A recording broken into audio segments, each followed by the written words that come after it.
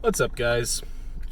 This is North Sea Hero, and this is my second attempt at recording a response to my good buddy Insane Asylum Cherry Paul's most recent Ricochet video titled An Opportunity of Outcome.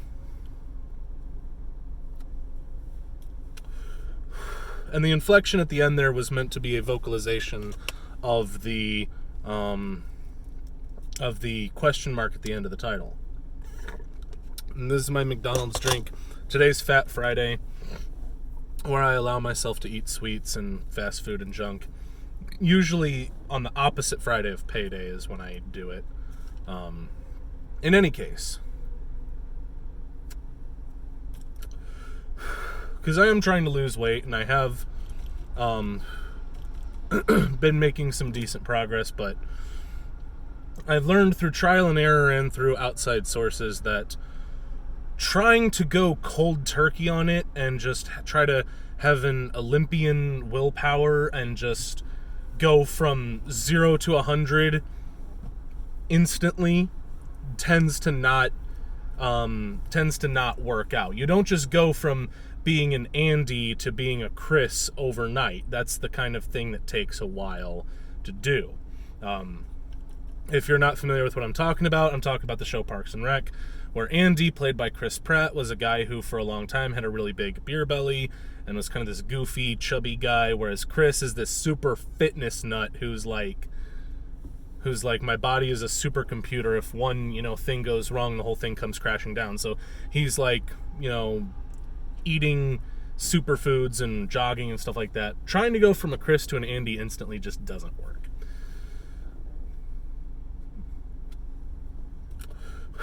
So much like I have days of the week where I clean my room. This is cleaning day, okay? This is the day I clean my room. This is the day I clean the bathrooms, These are the days I do XYZ. I have my days where I indulge in my fattery, and it keeps me in line the rest of the time so that I actually make progress.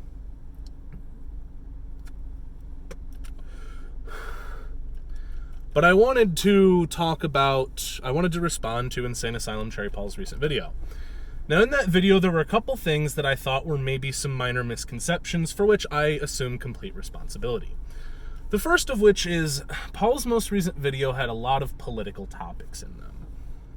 And as he mentioned, he and I, while we agree on a lot of things about life, and while we've been very good friends for quite a while, we are politically very opposed. We are on pretty much opposite sides of the spectrum. Neither one of us is completely to one end or another. It's debatable which of us is even closer to like the center, lower C center than the other. But he mentioned that I didn't really want to talk about politics. And it wasn't so much that I never wanted to go into like political or controversial issues at all.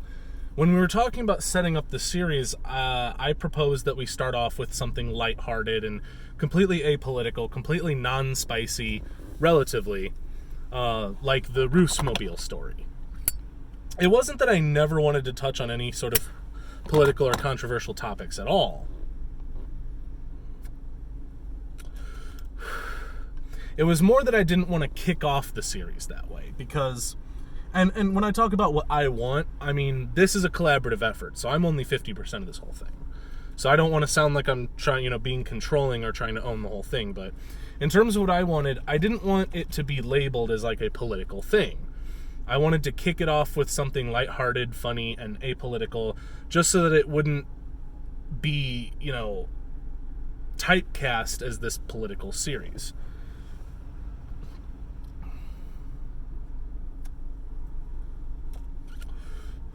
The other thing, going back to this, I'm not very good at talking off the cuff about politics and debating politics off the cuff. If I'm going to talk about politics or about socio-political issues, I like to do it in a controlled environment with, my sources and my arguments and my outlines laid out in front of me. I like to have my chickens in a line before I start debating any kind of political topics. There was a guy that I used to hang out with and play D&D with, named, I believe is Jared. And he is a really cool dude, but much like Paul, he is very politically like the opposite of me. He's even further to what you could call the left than Paul is.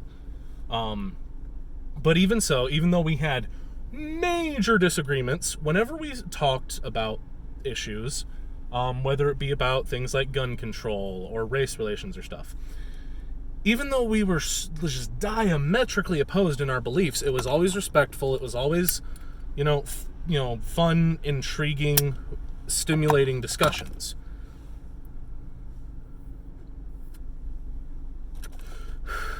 But one of the problems that I noticed whenever I would try to talk or debate politics with him is that what would always happen is he would tell me something, or he would say something, make some kind of point, or tell some kind of story, or some kind of analogy, and I would have nothing to respond with. Absolutely nothing.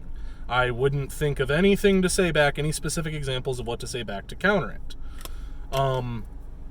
And then what would happen is, because this was a weekly D&D game, I would come back the next week, and I'd be like, hey, Jared, remember that thing you said last week? Well, I've been thinking about it, and here's my response to it. So, in a way, Ricochet is almost kind of like a good format for that, but the problem is I like to be able to have my sources in a line, my topic, my outline, and just, have everything laid out in front of me if I'm going to talk politics. Now, if Paul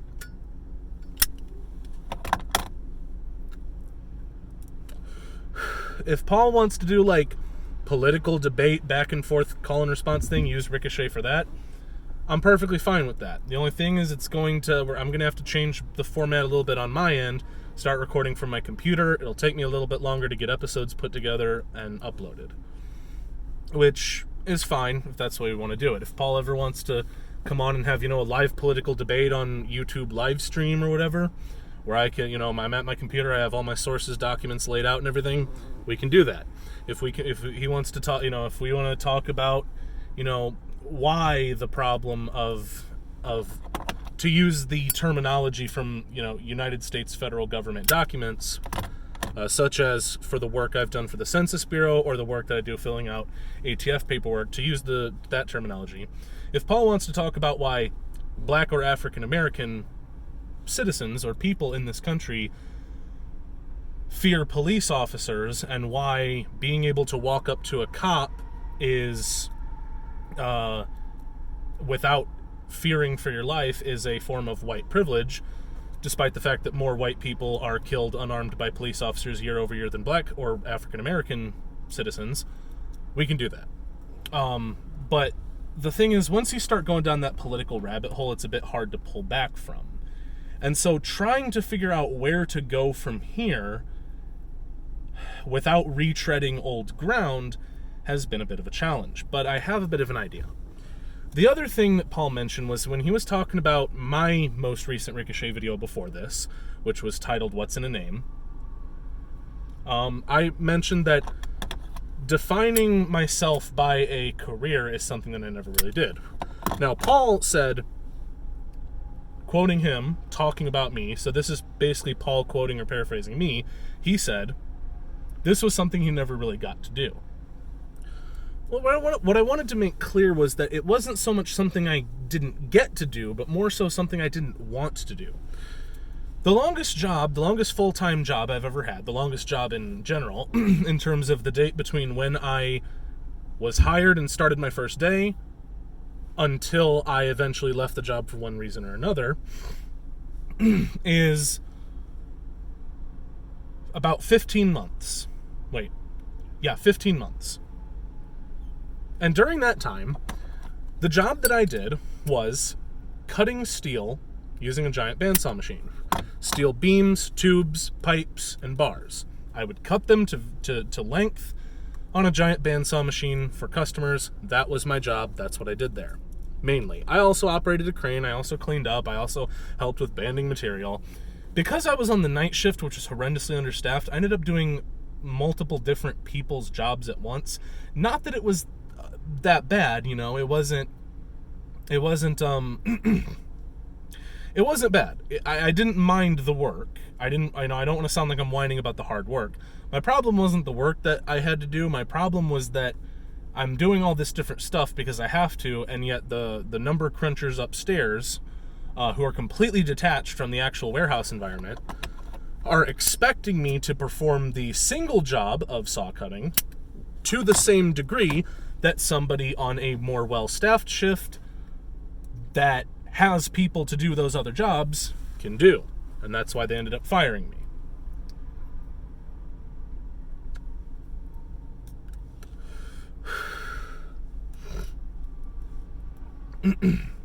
Similarly, I spent a month working at McDonald's. When I was in McDonald's, there were times when I thought I should be getting paid more than this. And I was getting paid $10 an hour. Now, apparently, from what I can gather, the game they play is that they'll say starting at $10 an hour. They start you at $10 an hour, and then after 90 days, your pay goes from being $10 an hour to performance-based. In other words, minimum wage unless you're a manager. Or somebody else or somebody that the managers like, which the McDonald's management at the one I worked at was, to put it mildly, completely inept when it comes to, specifically, not in general, I'm not talking in general, but completely inept when it comes to figuring out who's actually helpful and who's actually got it. Okay, there was a guy there who basically made the work more miserable, harder to do, because he's trying to give me and other people tips on how to do our jobs, trying to micromanage us, while we're already doing the stuff that he's telling us we need to be doing. And this is the guy that's getting praised by the management for leading the team. No, he wasn't leading my ass. He couldn't lead the grease on the bottom of my boot. And yet he had this little bronze badge that said team lead, and that's one of the reasons why I knew I needed to GTFO out of there and find a different job.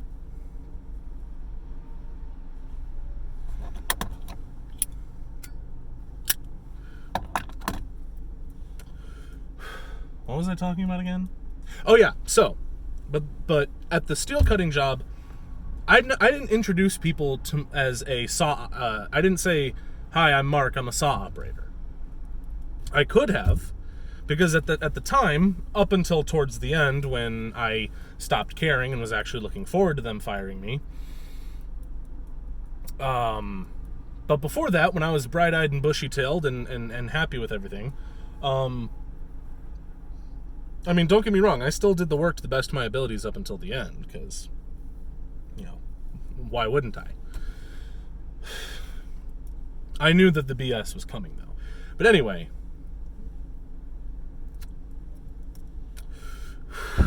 so, I didn't introduce myself as a saw operator. Even when I was planning on turning that into my lifelong career, where I was gonna, move out and pay my own rent and all that stuff off of this wage. Because I was making like $16 an hour there, working minimum 40 hours a week. 40 or 46 most of the time. I've never wanted to define myself as I am an X. And I couldn't quite figure out why. Recently, I've made the decision to go back to school, finish my bachelor's degree, and from there I'm going to do one of three things. My current plan is to then go on to law school, get a JD, and become a lawyer. The second option is to simply work in the field of computer science somewhere, whether it be network security, data forensics, criminal justice, etc., etc. The third possibility, once I finish my bachelor's degree in computer science, is to get a teaching license and teach computer programming either at a community college level or even in high schools that offer such programs. Regardless of what I do, whether I take a job as an attorney or a network data specialist or even as an educator, and maybe because of this, maybe because the way I think, maybe the latter one isn't the best option for me, but I still don't want to define myself as a lawyer or a network security manager or a teacher, right? Because in my video, What's in a Name, I talked about how I define myself as a person. And after going to therapy and talk to my therapist about how I felt like I didn't even know who I was or what I was, I settled on the idea that I am basically like a wild card, a jack of all trades. And by embracing that, I can say that as of right now, when I go into work at the gun range and store that I work at, when I'm on the sales floor, I am a sales rep. I am the guy that sells people guns. I am the guy that runs the background check, takes the money, hands them the gun, hands them the receipt, tells them to have a nice day. That is what I am during those hours. And then when I get home, I'm a brother, I'm a son. I hang out with my family, I do whatever. I am an amateur programmer. When I sit down at my computer, I am an amateur programmer. I am an amateur streamer. When I get off the computer and I pick up my guitar and I start playing, regardless of my skill level, I am a guitarist. I am whatever I want to be at any given moment, and I can just switch between them. I can take off one mask and put another on, and that's just who I am.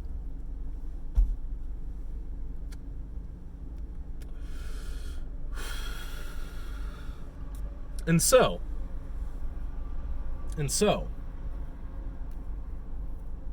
that's why in videos, I'm hesitant to say lines like, I am a straight white Christian conservative male, right? Because those are all labels. Those are all things that shouldn't be definitions. But I feel like in the society in which, I may remind you, we live, labels and definitions have become interspersed. They've become interchangeable.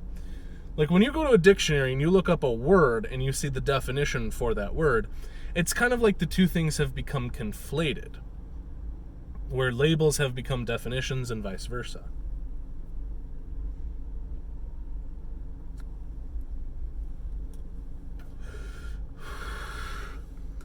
And so, even though I hold a lot of political beliefs that could be considered conservative, even though most of the time when I tackle things issue by issue, because this is what I do, I don't just say, oh, I'm a conservative, therefore I always align with, Ted Cruz, Josh Hawley, whatever. I'm always going to support what they do, and I'm always going to believe the conservative side of things is better.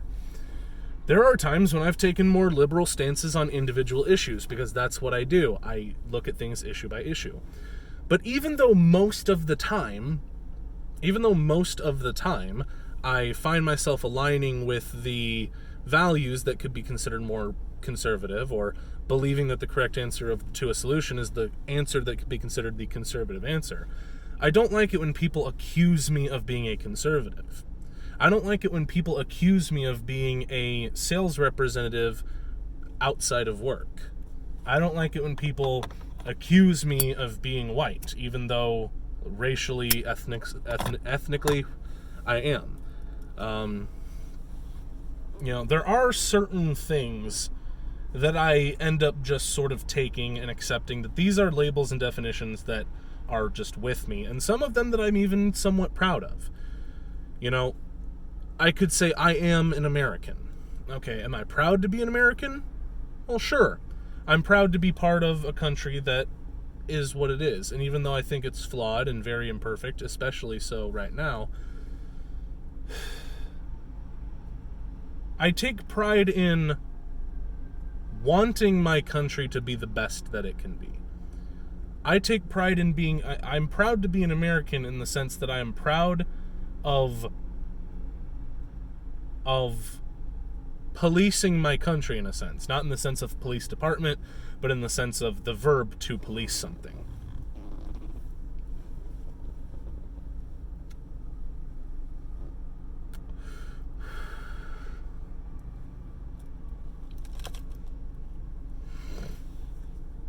So,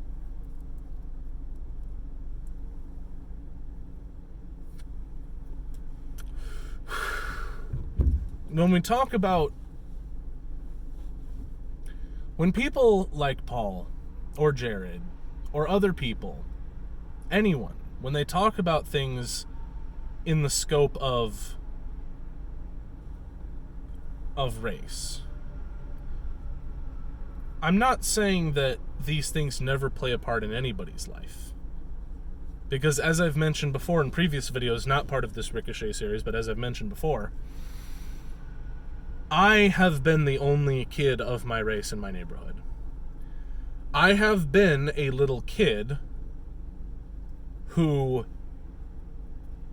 looks up to older people, both literally and figuratively, because, you know, when you're a little kid, people who are older than you just kind of assume they know what's up, and you look up to them figuratively as well as literally.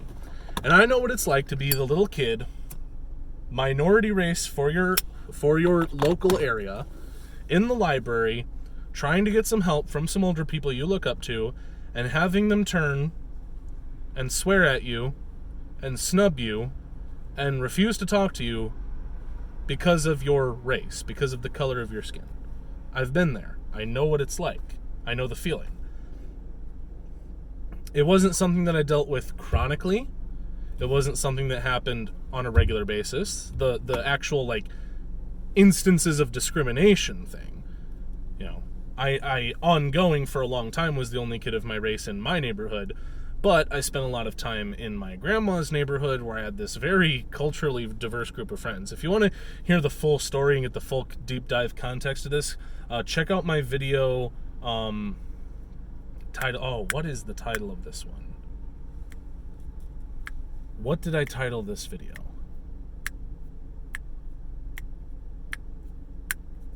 I can't remember the title, but I'll make sure to link it in the description.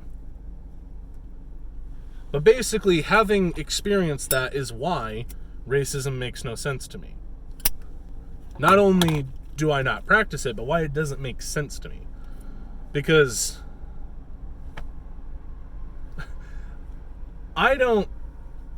in some ways I quote-unquote act white, but in other ways I don't. I saw this little thing on YouTube Shorts, which is basically just TikTok mirror. It's just TikTok re-uploads the category.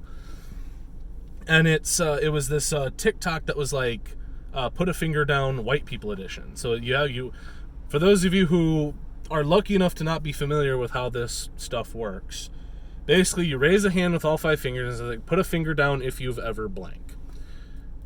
Well, there were like 8 or 9 different things designed for white people that said put a finger down if blank, and like there were 8 or 9 different things, and by the end I had 1 finger down.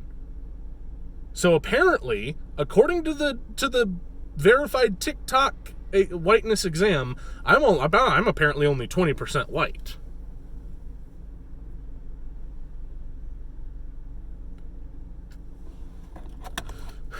Maybe less than that when you consider that there were like 9 questions in which I could potentially put one of my fingers down. Maybe you're supposed to use both hands if there's more than 5. I don't know. In any case, I lowered 1 finger that whole test. And yet I appear to be white. My ancestry comes from Western Europe. I mean, it's all over Western Europe, but it's still contained almost exclusively in Western Europe, if you go back just a few generations.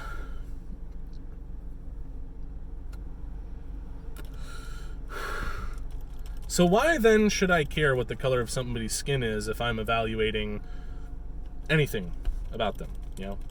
If I'm selling somebody a gun and I run that background check and it passes, okay, here's your let me take the money, here's your firearm, enjoy.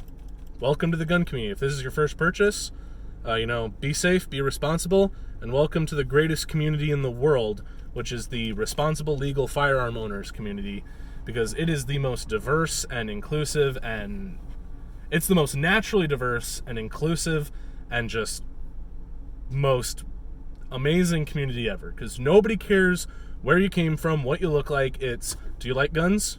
Are you responsible with them? Great. Welcome to the club.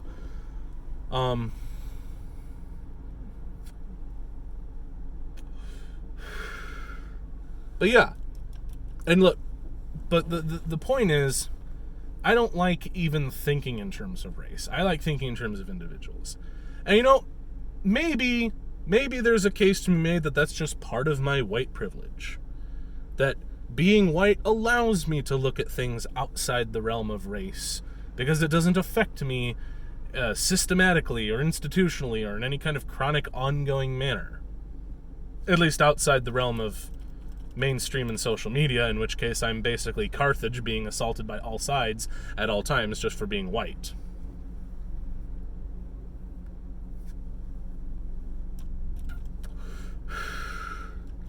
But, it's also kind of nice in a sense, because knowing that me sleeping peacefully and soundly just triggers so many people is amazing. To quote a post talking about the brony community back in its heyday, it's like being delivered a fresh bottle of tears every Monday. But see, that's the thing. That's mainstream media, and that's social media, and that's so many things that I consider just detached from actual reality out here in the real world, with this green grass and this car and these buildings in which people live. This isn't Twitter. This isn't CNN.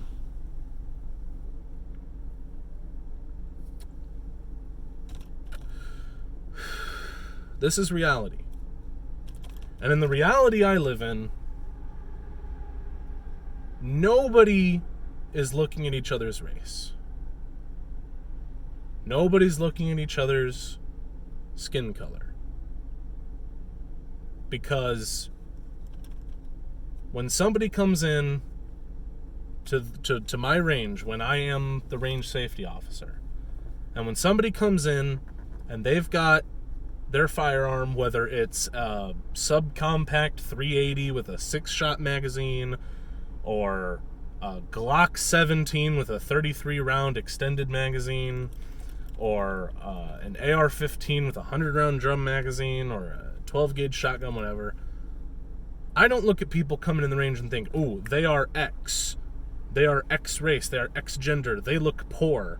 They look sloppily dressed. They look, their hair is this style or whatever, so I'm going to keep an eye on them. No, when someone comes in and I see them set up their firearm, they're uncasing it in the booth, they're keeping it pointed down range, they're controlling it, they're keeping their shots on paper, they're not breaking any rules, I say, okay, these people know what they're doing. I can walk away for a minute. I can trust them enough to walk away for a minute to go check on the next people down the range. As I'm walking back and forth doing my rounds, I know who the people are that I've got to keep a closer eye on, that I've got to keep track of. It's not because of their skin color. It's not because of their hairstyle. It's not because of how they're dressed, unless they're violating the dress code by wearing low-cut shorts or low-cut shirts or open-toed shoes. I look at what they're doing. I look at their following of the rules or lack thereof. I look at how they're controlling their firearms, how they're controlling their environment in their lane. And maybe, just maybe that's a part of my white privilege.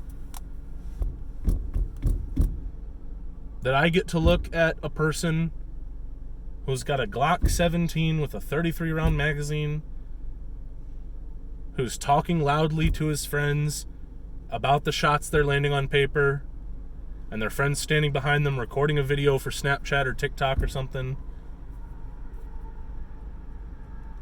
And I don't have to worry about them, because I see that as they're firing those shots off, pop, pop, pop, pop, pop, pop, pop, their gun's level, they're controlling it, they're obeying the rules. I don't have to worry about anything else.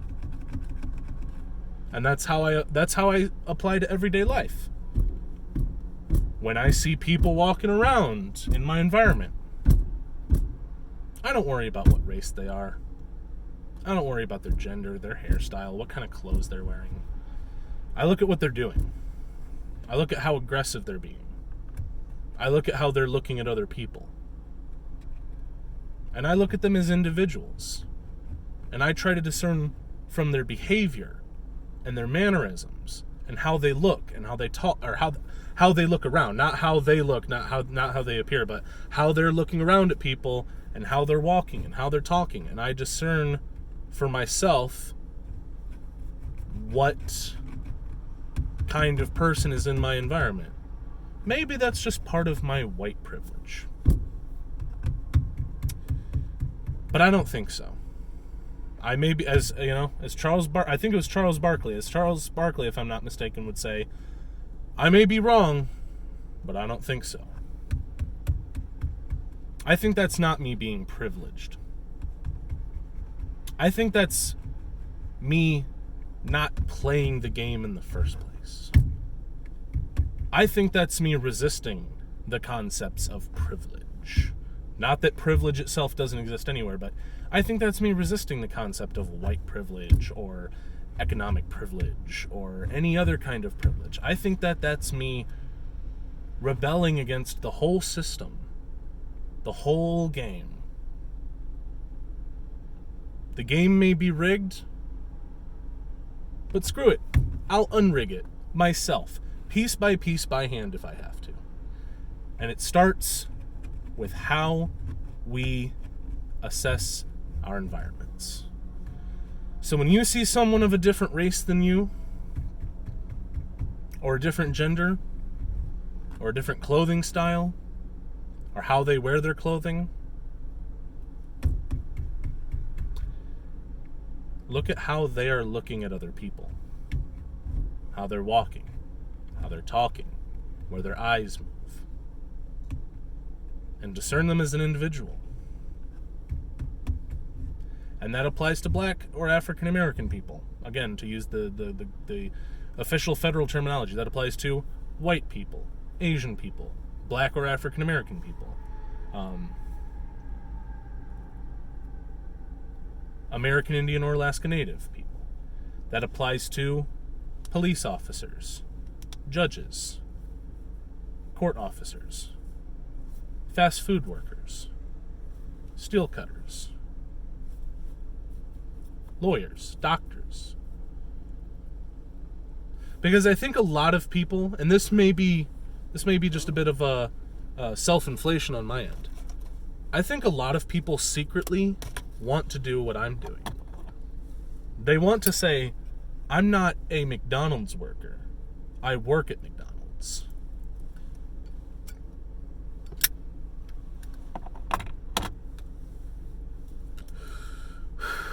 But who I am runs so much deeper than that. Again, I may be wrong, but I don't think so.